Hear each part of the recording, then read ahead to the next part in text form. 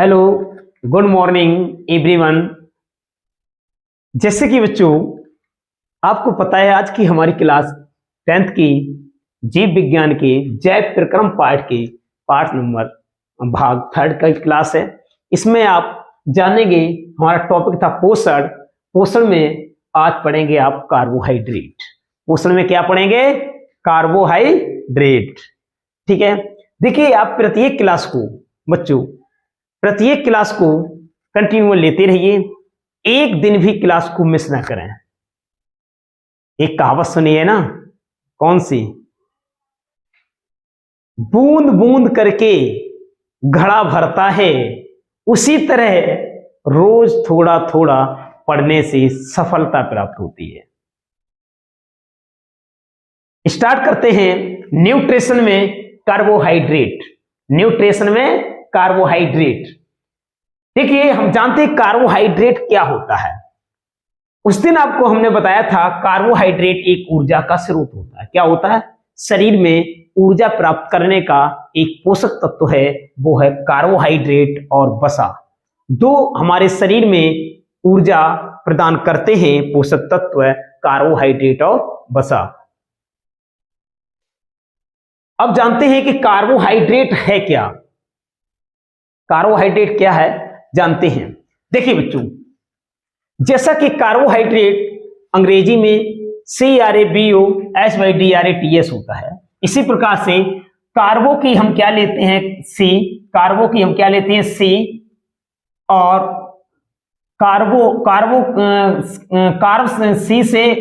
कार्बो से सी लेते हैं और एक ओ लेते हैं, ओ ले लिया। और हाइड्रेट से हम क्या लेते हैं? हाइड्रेट से हम एच लेते हैं। देखिए जैसा कि कार्बोहाइड्रेट शब्द में ही छुपा है कि कार्बोहाइड्रेट बनता कैसे है। कार्बोहाइड्रेट शब्द में ही छुपा है कि कार्बोहाइड्रेट बनता कैसे है। देखिए कार्बन तथा हाइड्रोजन व ऑक्सीजन से बने यौगिक कार्बोहाइड्रेट कहलाते हैं। क्या कहलाते हैं? कार्बोहाइड्रेट कहलाते हैं। देखिए कार्बन क्या होता है? सी। ऑक्सीजन क्या होता है? ओ। हाइड्रोजन का प्रतीक क्या होता है? एच। एलिमेंट में भी पढ़ा था, कार्बन का प्रतीक सी, ऑक्सीजन का प्रतीक ओ और हाइड्रोजन का प्रतीक केमिस्ट्री में एच। तो मतलब कार्बन, हाइड्रोजन और ऑक्सीजन से मिलकर क्या बनता है? कार्बोहाइड्रेट। कार्बोहाइड्रेट कार्बन, हाइड्रोजन और यौगिकों का मिश्रण होता है। इनका जो अनुपात क्या होता है पता है? कार्बोहाइड्रेट को हम रासायनिक सूत्र की अगर बात करें तो C6H12O6, ये कार्बोहाइड्रेट ही होता है। इसी को हम ग्लूकोज का सूत्र कहते हैं। ठीक है ना, इसी को हम ग्लूकोज का सूत्र कहते हैं।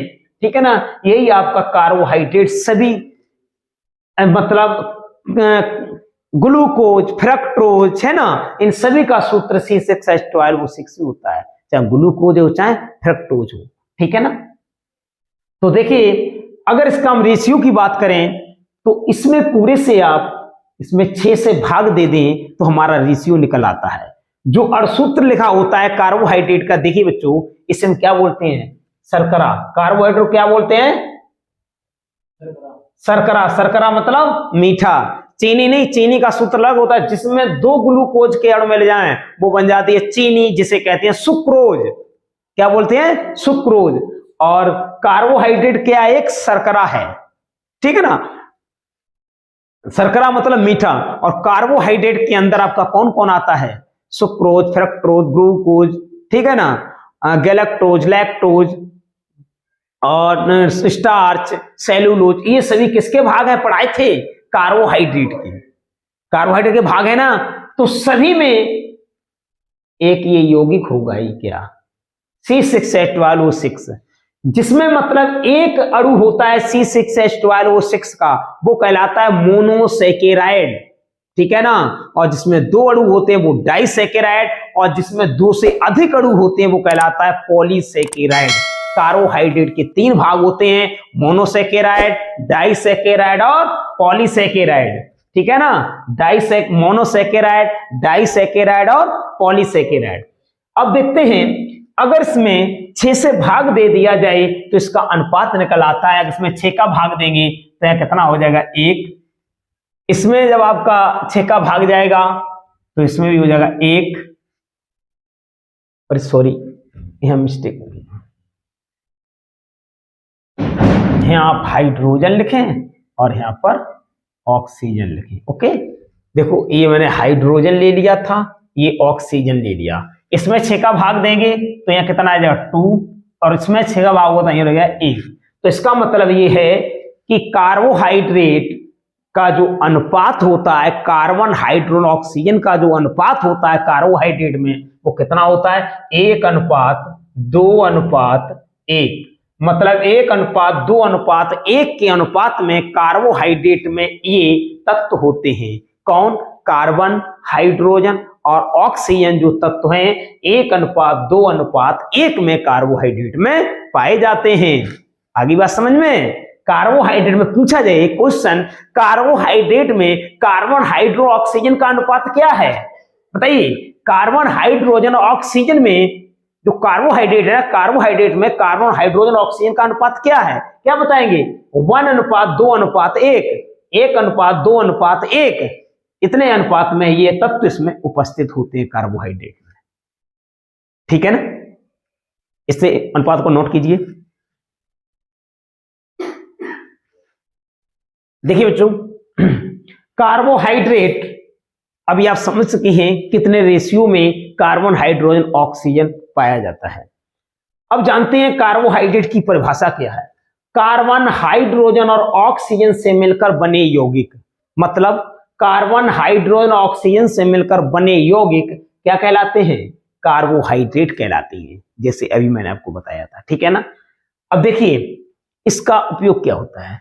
जैविक कार्यों के लिए कार्बोहाइड्रेट का उपयोग, कार्बोहाइड्रेट का उपयोग हमारे शरीर में क्या है, हमारे आपके शरीर में कार्बोहाइड्रेट का क्या उपयोग होता है? देखिए, जैविक कार्यों के लिए कार्बोहाइड्रेट का उपयोग कोशिकीय ईंधन के रूप में होता है। किसमें? कोशिकीय ईंधन। कार्बोहाइड्रेट हमारी कोशिकाओं के अंदर जलता है, तभी तो ऊर्जा मिलती है। जैसे देखिए, जैसे बाइक है, ये बाइक का ईंधन क्या है?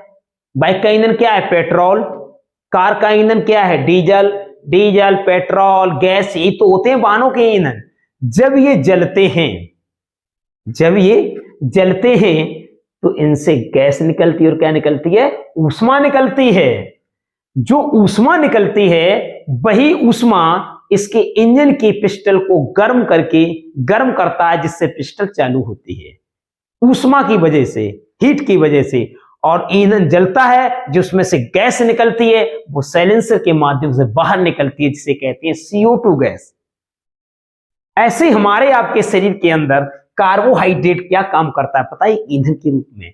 कार्बोहाइड्रेट हमारे आपके शरीर में एक ईंधन के रूप में काम करता है। हमारी कोशिकाओं में कार्बोहाइड्रेट जलता है। जब कार्बोहाइड्रेट कौन होता है बताया था? ग्लूकोज जितनी ज्यादा मात्रा में, जितनी ग्लूकोज एक ऐसा ऊर्जा का स्रोत है जो बहुत जल्दी से ऊर्जा देता है। ये कैसा सेकेराइड है? एक मोनोसेकेराइड है। ठीक है ना, मोनोसेकेराइड है, इसीलिए ये एक तार्किक क्वेश्चन, मतलब सभी कार्बोहाइड्रेट क्या है? ग्लूकोज एक मोनोसेकेराइड है और चीनी एक डाइसेकेराइड, हम लोग जो खाते हैं वो डाइसेकेराइड है। ठीक है ना, लेकिन बनता है बाद में क्या? सभी से ग्लूकोज।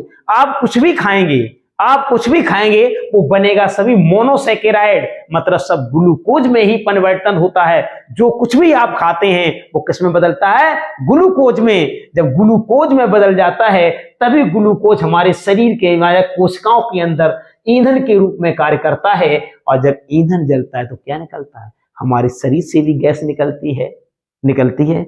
सभी को पता है जब ईंधन जलता है, जैसे आप ईंधन जलाते हैं तो धुआं निकलता है। हमारे शरीर में जब खाने का पाचन होता है, खाना का पाचन होता है तो क्या बनता है? ग्लूकोज। क्या बनता है? ग्लूकोज। जब ग्लूकोज बनता है और ग्लूकोज जब जलता है तो क्या निकलती है? ऊर्जा। और उसी ऊर्जा को हम लोग ग्रहण करते हैं और जिससे हमारे शरीर के हम सभी अपने कार्य कर सकते हैं। चलना फिरना दौड़ना सब ऊर्जा के कार्य तो ही करते हैं। शरीर में ऊर्जा होती तभी तो वर्क कर पाते हैं और जो गैस बनती है गैस में निकल जाती है ना। तो इसीलिए आपको कहते हैं कि कार्बोहाइड्रेट हमारे शरीर में एक ईंधन के रूप में, पोषकीय ईंधन के रूप में कार्य करता है। नोट कीजिए, इसीलिए नोट कीजिए भाई।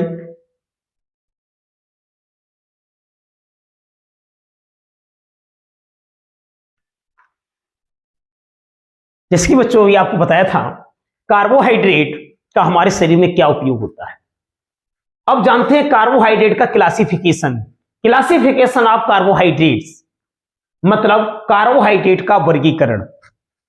देखिए कार्बोहाइड्रेट का वर्गीकरण जब करते हैं, कार्बोहाइड्रेट को 3 भागों में बांटा गया। कितने भागों में? कार्बोहाइड्रेट को कितने भागों में बांटा गया? 3 भागों में। कौन कौन? मोनोसैकेराइड, डाइसैकेराइड और पॉलीसैकेराइड। कौन कौन है बच्चों? मोनोसैकेराइड, डाइसैकेराइड और पॉलीसैकेराइड। मोनो माने एक, डाई माने 2, पॉली माने बहुत। बात समझ आ रहे हैं? मोनो माने एक, डाई माने 2 और पॉली माने बहुत। मतलब मोनोसैकेराइड, देखो सैकेराइड कार्बोहाइड्रेट का मतलब क्या होता है? C6H12O6। मतलब कार्बोहाइड्रेट का अगर एक अणु जिसमें पाया जाए वो मोनोसैकेराइड कहलाएगा। कौन सा कहलाएगा? Saccharide mono. मोनो माने एक सैकेराइड से कहते हैं C6H12O6, ये होता है मोनोसैकेराइड। इसके अंदर आएगा बच्चों देखिए कि कौन कौन होता है, जैसे ग्लूकोज, ग्लूकोज और फ्रक्टोज। देखिए ग्लूकोज और फ्रक्टोज, ग्लूकोज का भी सूत्र होता है C6H12O6 और फ्रक्टोज का भी सूत्र होता है C6H12O6। C6H12O6, इसका भी C6H12O6, ये केमिस्ट्री में सूत्र है। देखिए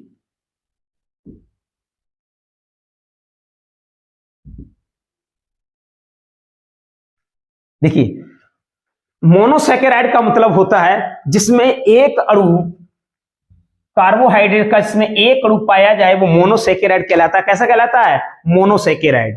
ठीक है ना। अब ग्लूकोज वो तो आप जानते ही हैं बच्चों, कहां होता है? सभी ने देखा, मार्केट में मिलता है। अब फ्रक्टोज का स्रोत क्या होता है? फ्रक्टोज कहां मिलता है?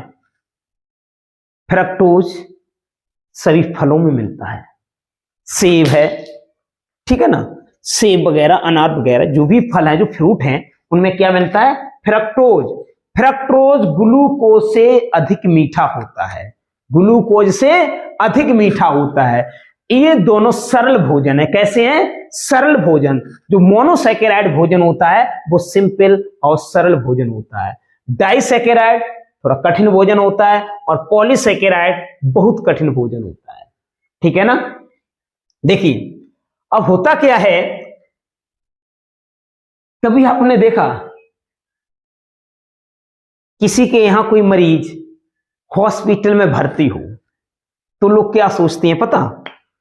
बड़े नातेदार रिश्तेदार जहां जहां होते हैं सही भागते हुए आते हैं, अरे चलो भैया वहां देखो उनकी बोतल चढ़ रही है, चलो रिश्तेदारों को पता नहीं कितने भयंकर बीमार हैं।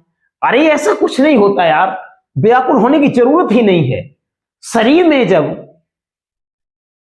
ऊर्जा की कमी हो जाती है, जब शरीर में ऊर्जा की कमी हो जाती है तो शरीर के अंग काम करना हल्का बंद कर देते हैं।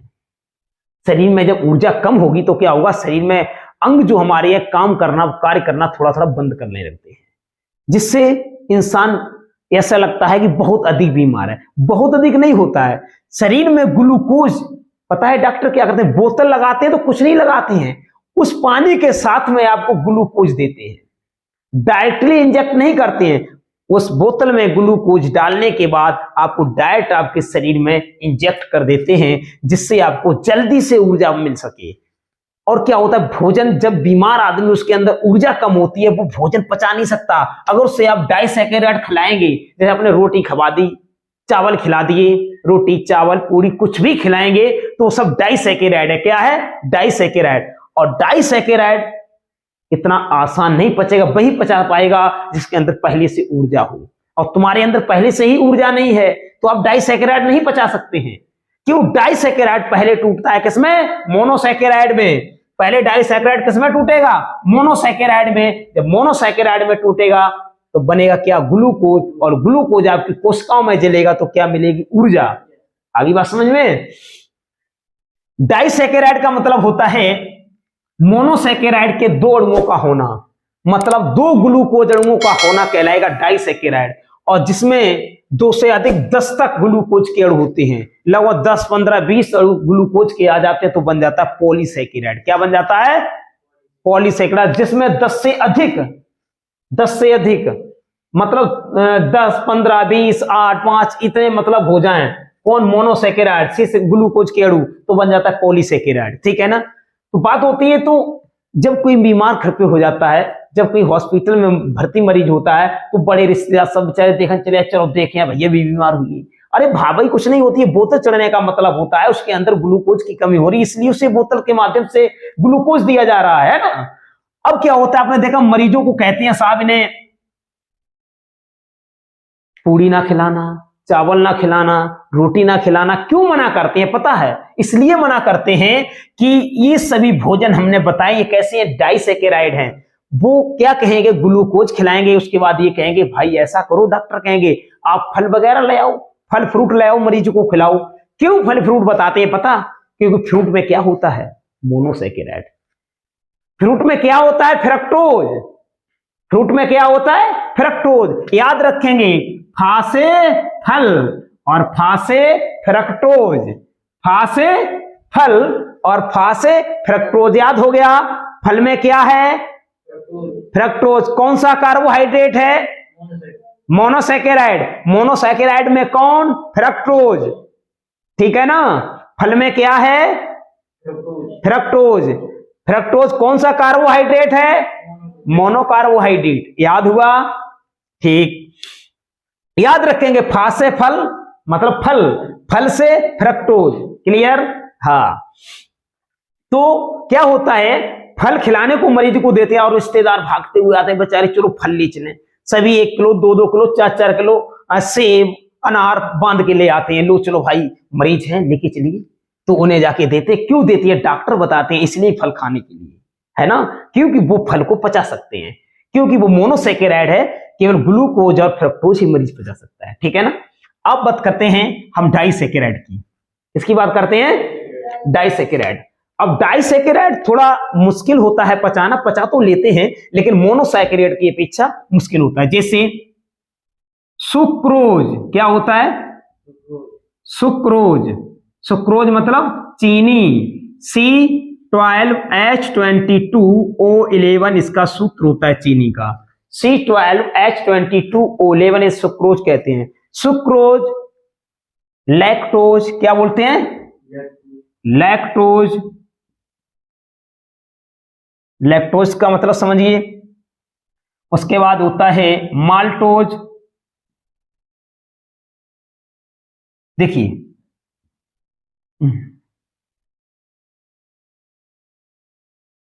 ये इसके एग्जाम्पल डाइसैकेराइड के हैं। सुक्रोज कहां से मिलती है पता है सभी को? किससे? गन्ना से। चीनी कहां से निकलती है? गन्ना से। गन्ना से निकलती है, शुगर केन से। लैक्टोज कहां से मिलता है? नहीं, लैक्टोज। लैक्टोज, लैक्टोज मिलता है पता? दूध देखा है? दूध, गाय भैंस के दूध में होता है लैक्टोज। क्या होता है? गाय भैंस के दूध में क्या होता है? लैक्टोज। दूध से मिलता है लैक्टोज। किसमें? दूध में पाया जाता है लैक्टोज। ठीक है ना? लैक्टोज दूध में पाया जाता है। माल्टोज भी एक शर्करा है। माल्टोज भी एक शर्करा है। ठीक है ना? जैसे हम मिठाई, हम लोग कहते हैं मिठाई वगैरह, ये माल्टोज होता है। माल्टोज एक मिठाई है, उसे भी शर्करा कहते हैं। ठीक है ना? देखो ये जो भोजन है, अब देखते हैं हम, यहां ध्यान दीजिए। अब बताओ आप लोग कैसे भोजन करेंगे, सबसे आसान कौन सा भोजन पचाना है, डाइसैकेराइड या मोनोसैकेराइड? मोनोसैकेराइड। जब आपके शरीर में भोजन पचेगा, क्या ये डाइसैकेराइड, सुक्रोज, लैक्टोज डायरेक्ट पच जाएंगे? नहीं, डाइसैकेराइड आप लेंगे तो वो पहले किस में टूटेगा? मोनोसैकेराइड। किस में टूटेगा? डाइसैकेराइड आप खाएंगे वो किस में बदलेगा? मोनोसैकेराइड। और मोनोसैकेराइड के बाद क्या बनेगा? ऊर्जा। क्या बनेगी? तब हमारे शरीर को मिलेगी। और इसमें क्या है? मोनोसैकेराइड डायरेक्ट जलकर ऊर्जा देती है। डायरेक्टली जल्दी से ऊर्जा देने वाले कौन से कार्बोहाइड्रेट है? मोनोसैकेराइड। और डाइसैकेराइड में टाइम लगेगा। डाइसैकेराइड पहले टूटेगा किसमें? मोनोसैकेराइड में। जब मोनोसैकेराइड में टूटेगा तब मिलेगी, तब जलेगा, तब बने ग्लूकोज, तब मिलेगी ऊर्जा। ठीक है ना? तो इन्हें थोड़ा स्वस्थ इंसान पचा सकता है। बीमार इंसान को देखो दूध नहीं पिलाया जाता, ज्यादा बीमार होता है जिसे बोतलें वगैरह लगती है उन्हें दूध मना किया जाता है। क्यों? दूध डाइसैकेराइड भोजन है। दूध है, पिज्जा है, बर्गर है, रोटी है, आप जो भी खाते हैं, रोटी, पूड़ी, कचौड़ी, पिज्जा, मोमोज, समोसा, जो भी खाएंगे बच्चों, वो सब क्या होगा? डाइसैकेराइड। क्या होगा? डाइसैकेराइड। अब चीनी है। अब बताओ, मरीज को शरबत नहीं दिया जाता है, क्यों नहीं दिया जाता है बताइए? शरबत किससे बनता है? चीनी से। किससे बनता है? चीनी से। और चीनी पहले किस में बदलेगी? चीनी कैसी है? डाइसैकेराइड। सुक्रोज चीनी कैसी है? डाइसैकेराइड। जब ये मरीज के शरीर में जाएगी, ये डाइसैकेराइड है, तो ये मोनोसैकेराइड में बदलेगा, तब जाके ऊर्जा देगा। तो टाइम लगेगा ऊर्जा देने में। और डाइट ग्लूकोज पिएंगे तो जल्दी ऊर्जा मिलेगी, इसीलिए डॉक्टर डाइट ग्लूकोज पिलाता है ना। अब देखिए, अब बात आती है पॉलीसैकेराइड क्या है? क्या है? पॉलीसैकेराइड। इन पॉलीसैकेराइड को बच्चों पचाना थोड़ा कठिन है। पॉलीसैकेराइड देखिए कौन है? सबसे पहला पॉलीसैकेराइड जो हमारा है उसे हम कहते हैं स्टार्च। क्या बोलते हैं? क्या है? स्टार्च। स्टार्च के बारे में आपको पढ़ा भी चुके थे। इसका दूसरा नाम और होता है मंड। क्या होता है? स्टार्च या मंड।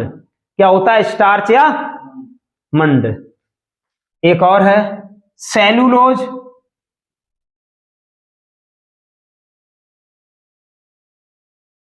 सेलुलोज।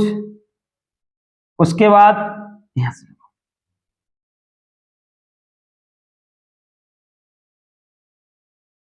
सेलुलोज। तीसरा है काइटिन।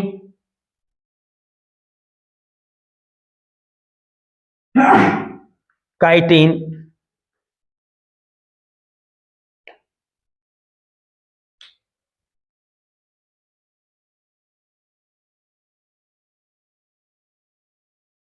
देखिए, जैसे कि स्टार्च, स्टार्च आपको पता है स्टार्च किसमें पाया जाता है?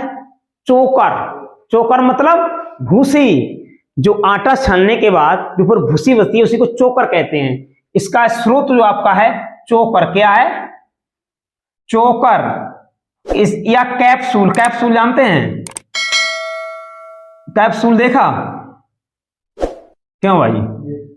कैप्सूल जो हरके खाते हैं ना, कैप्सूल का जो कवर बना होता है, कैप्सूल जो खाते हैं, कैप्सूल का जो कवर बना होता है उसका कवच, वो किसका बना होता है? स्टार्च का। किसका बना होता है? स्टार्च का। उससे हम खा जाते हैं लेकिन वो पच जाता है, थोड़ा जटिल होता है, मुलायम प्रकार का, इसलिए पच जाता है। स्टार्च हम खा जाते हैं लेकिन स्टार्च जो ज्यादा स्टार्च नहीं पचा सकते। स्टार्च में कुछ नहीं, मतलब पॉलीसैकेराइड के कुछ ही भागों को पचा सकते हैं। कुछ ही मतलब सैकेराइड पचा सकते हैं। पॉलीसैकेराइड के कुछ ही हम, जैसे स्टार्च है, सेलुलोज है, सेलुलोज नहीं पचा सकते लेकिन स्टार्च पचा सकते हैं। जैसे, लेकिन थोड़ा कठिन है, मुश्किल है, जटिल है, ज्यादा जटिल भोजन है। तो ये डाइसैकेराइड से भी कठिन क्या है? पॉलीसैकेराइड। जैसे चोकर होता है, चोकर हम आप नहीं खाते हैं, नहीं खाते हैं ना, लेकिन अगर खाएं तो कुछ हद तक पच जाती है, कोई दिक्कत नहीं। जानवर ज्यादा खाते हैं वो पचा लेते हैं, क्यों? उनके अंदर अपेंडिक्स बड़ा होता है, जिसके अंदर अपेंडिक्स बड़ा होता है वो पॉलीसैकेराइड सब पचा लेते हैं। अपेंडिक्स जिसका बड़ा होता है पॉलीसैकेराइड पचा लेते हैं। अब देखिए यहां पर चोकर कैप्सूल, कैप्सूल हम लोग खा जाते हैं लेकिन वो पच जाता है। अब बात आती है, और स्टार्च किसमें पाया जाता है? आलू है, शकरकंदी है, चावल है, इनमें भी स्टार्च पाया जाता है। ठीक है ना, हल्की मात्रा में, इसलिए स्टार्च हम कुछ हद तक पचा सकते हैं। अब देखिए सेलुलोज, सेलुलोज क्या है यार? सेलुलोज बताइए बच्चों, सेलुलोज क्या है? ये पौधों में पाया जाता है, पौधों में, पौधे की छाल, तना वगैरह, जो उसकी डंठल, ये सब सेलुलोज के बने होते हैं। क्या बताओ, आप आपको दे दी जाए, लो ये लकड़ी खाइए, आप लकड़ी खा लेंगे? आपसे कहा जाए लो ये पत्ती खाइए, पत्ती खा लोगे? नहीं खा पाओगे ना। आपको ये मैंने गन्ना दे दिया, लो आप गन्ना खा लो, आप गन्ना खाते ही कहां यार? आप तो गन्ना ही नहीं खाते हैं बच्चों, आप क्या खाते हैं? उसका रस चूसते हैं। गन्ने का क्या चूसते हैं? रस। और गन्ने को तो फेंक देते हैं। वही होता जो आप फेंक देते हैं वो होता है सेलुलोज। वो क्या होता है? सेलुलोज। आप जो कपड़े पहने, ये क्लॉथ, ये क्लॉथ ये सब सेलुलोज है। आप ये कॉपी पे जो लिख रहे हैं ये भी एक सेलुलोज है।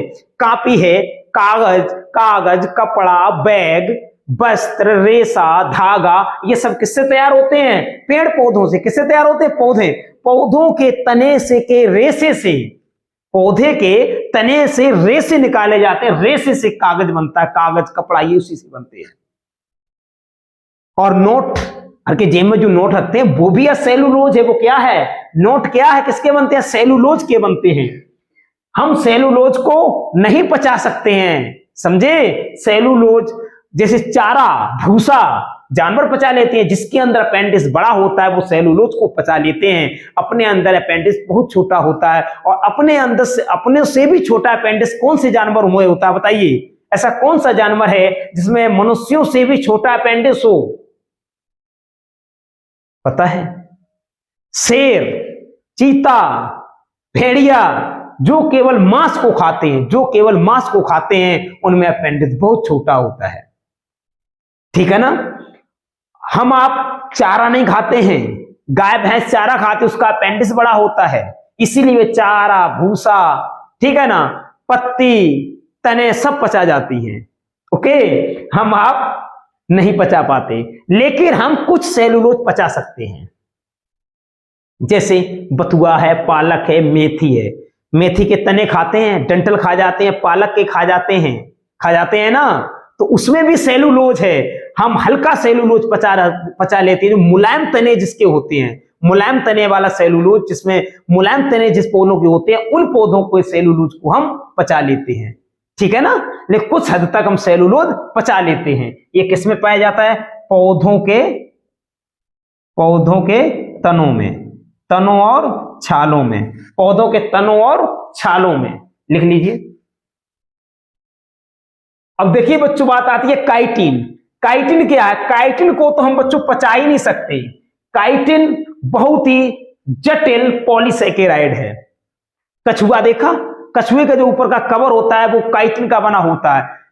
तिलचट्टा और मतलब जो भी कीट पतंगे, कीट जो होते हैं, कीटों के जो कवर बने होते हैं इसके काइटिन के बने होते हैं। मछली का जो ऊपर का परत होती है जिसे हटा देते हैं वो भी काइटिन की बनी होती है, उसे हम लोग नहीं खाते हैं। ठीक है ना? मगरमच्छ का ऊपर का कवर काइटिन का बना होता है, उसे नहीं हम पचा सकते। सांप की कोचली, सर्प की केंचुली काइटिन की बनी होती है, इसीलिए उसे हम नहीं पचा सकते। ये सबसे जटिल है, इसे इंसान नहीं पचा पाता है। ठीक है ना? समझ में आया? ये सभी कीटों के, लिख लीजिए, कीटों के कवच काइटिन के बने होते हैं। कीटों के कवच काइटिन के बने होते हैं। एक बार रिवाइज मारते हैं पूरा। देखिए बच्चों ध्यान से टेस्ट को देखिए, हम कौन सा भोजन आसानी से पचा लेते हैं? मोनोसेकेराइड। कौन सा कार्बोहाइड्रेट हम नहीं पचा सकते हैं? पॉलीसेकेराइड। लेकिन कुछ हद तक पचा लेते हैं। स्टार्च और सेलुलोज कुछ मात्रा में। बिल्कुल नहीं पचा सकते ऐसा कौन सा कार्बोहाइड्रेट है? काइटिन। काइटिन का, पॉलीसेकेराइड का काइटिन। ओके, पहले बताइए भोजन जो, अगर आप स्टार्च खाएंगे, जैसे आपने सेलुलोज खाया, सेलुलोज खाने के साथ खाया तो सेलुलोज आपका डायरेक्ट पच जाएगा? नहीं पचेगा, टाइम लेगा। सेलुलोज कैसा है? पॉलीसैकेराइड। पॉलीसैकेराइड किसमें टूटेगा? डाइसैकेराइड। और डाइसैकेराइड फिर किसमें टूटेगा? मोनोसैकेराइड। तब बनेगा ग्लूकोज, तब मिलेगी ऊर्जा। आई बात समझ में? बात समझ में आ गई? पहले क्या होगा? पॉलीसैकेराइड टूटेगा डाइसैकेराइड में, और डाइसैकेराइड के बाद टूटेगा मोनोसैकेराइड में, और मोनोसैकेराइड के बाद क्या बनेगा? ग्लूकोज, तब मिलेगी ऊर्जा। एक बात और, अब बताइए, इंसान को वर्क करने के लिए एक दिन में कम से कम कितनी ऊर्जा चाहिए पता है?